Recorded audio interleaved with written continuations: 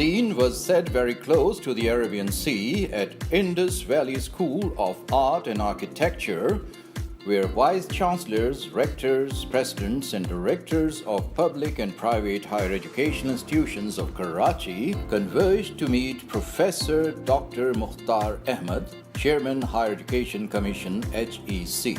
Addressing the ladies and gentlemen, Dr. Mukhtar Ahmed maintained that educational institutes were the solution to all the predicaments.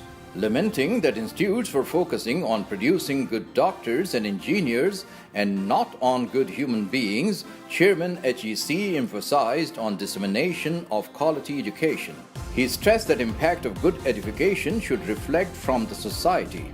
One of the participants told there was a need of a desk at HEC manned by experts who could deal with the affairs of medical and other technical institutes.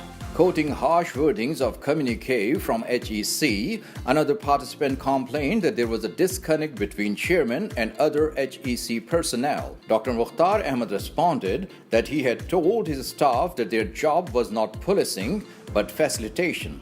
Nevertheless, Chairman HEC pointed out that institutes of higher learning were also acting irresponsibly, charging hefty fees and not delivering accordingly. Harboring on the subject, he pointed out that more and more students were forced to get lessons from coaching centers. Observing that many universities were granting innumerable affiliations indiscriminately, Dr. Mukhtar pointed out that it was their responsibility as they were lending their names. Chairman also noted that many institutes were being run as family fiefdom, where inexperienced, unqualified, and underage relatives were given important posts. A participant on the condition of anonymity told that many third-rated institutes, headed by illiterate people and their kins, deliberately fail students by 1 or 2 marks and then charge thousands of rupees, quoting HEC rules that failures and those with short attendance should be given extra classes. But despite charging huge amounts, no proper classes are given to students. Teachers too are not paid for extra classes.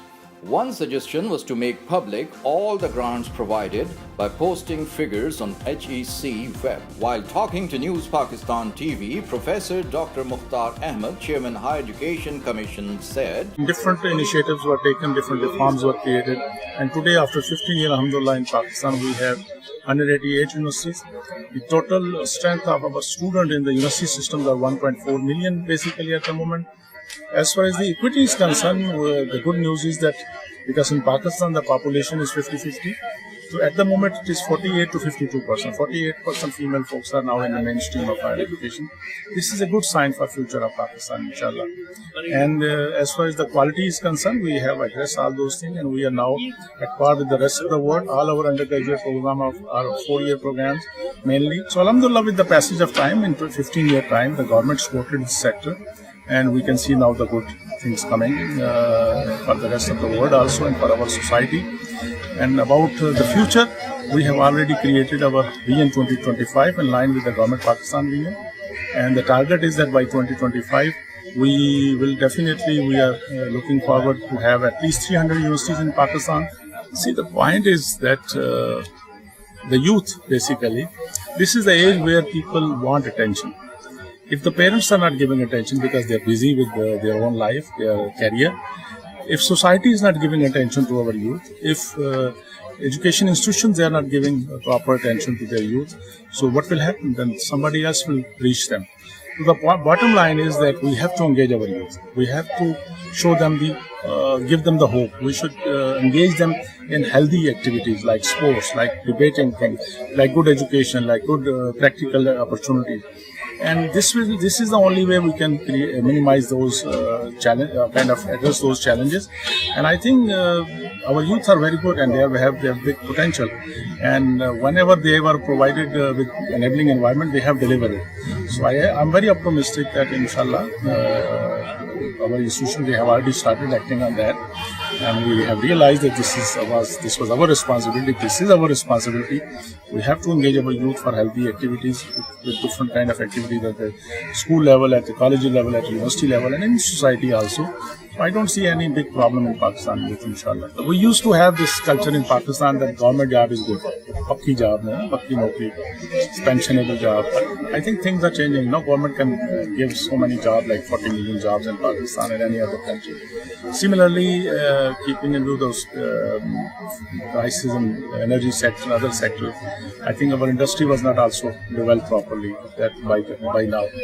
So the only option left is we have to go for some other activities. And that is a message we are giving to our youth, that they should not be job seekers, they should be job creators. The entrepreneurship approach. We don't focus on our own work. Mostly we focus on other people's work, and we just try to focus on criticism and these type of things. And I have studied 5 years in state, basically. That in those institutions, the teachers are only concerned about their own field, and they work like day and night without wasting a single minute.